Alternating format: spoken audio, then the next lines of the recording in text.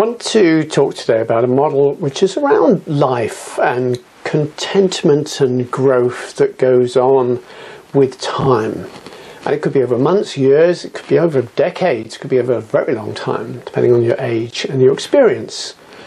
But through all this, with a bit of luck, for most of us, most of the time, we're on an upward curve of contentment and personal growth.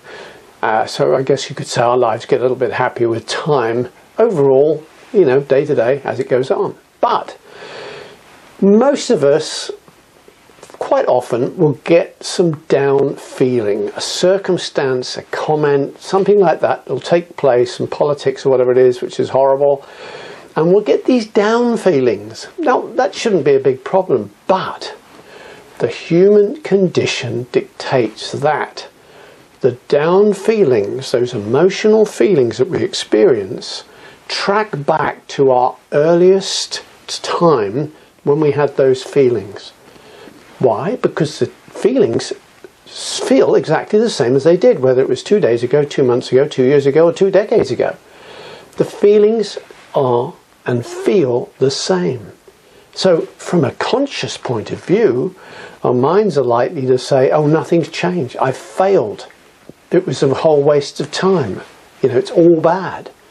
And that, of course, can get into a sort of a cycle of that, or it can just be a deepening of those down feelings, some depression, a lack of ability to relate to others properly, to work at the same sort of level, to make good decisions.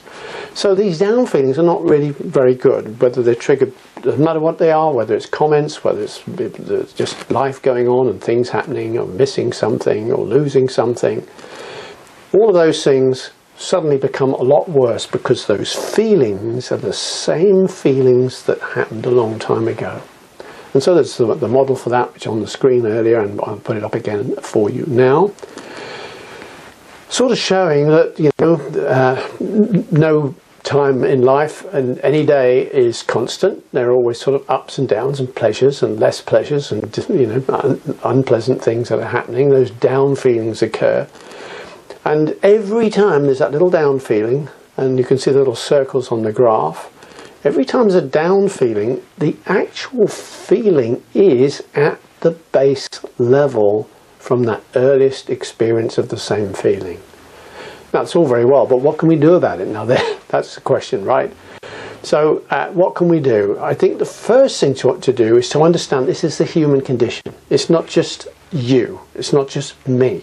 It's everybody, and it's all cultures. It's sort of programmed into the mental condition, some sort of crazy survival of the fittest type thing that is no longer actually useful for us, and is just a sort of a negative, nasty thing that we can do without. So what do we do? First thing, let's accept the model is right. That is part of the human condition.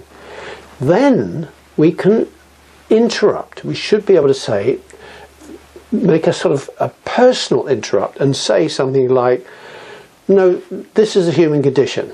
You know, things have changed with time. I change things with time. It's not how it feels. The feelings are just part of the human condition.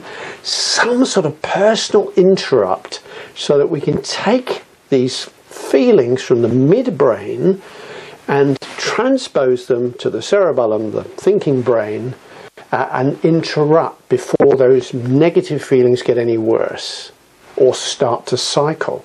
So we need an interrupt. Now, we shouldn't need an interrupt, but the fact is, again, we humans have been created with a midbrain, which the emotional brain, the midbrain, which is 7,000 times faster than the cerebellum, the thinking brain that took us to the moon and back. So it's just part of the human condition. Thinking brain is much, much slower, 7,000 times slower than the midbrain, the emotional brain, which is where those feelings arise.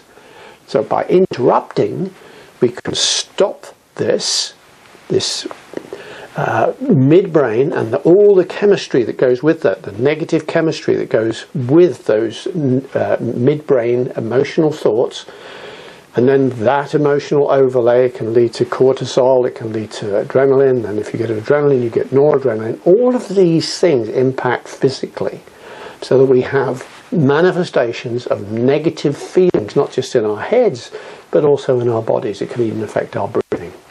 So let's get that interrupt in as quickly as we notice these down feelings, some negative thoughts, some negative statement in our minds that have arisen from something that triggered it, whether it's a comment or something else that's happened in our life.